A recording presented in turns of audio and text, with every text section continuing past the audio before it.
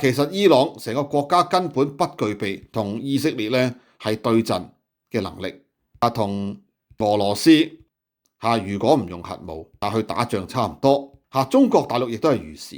即係話除咗所謂嘅核震懾之外，其實基本上咧佢哋個常規軍事能力咧相當之薄弱。好啦，而家伊朗咧其實根本對外就無從反擊㗎。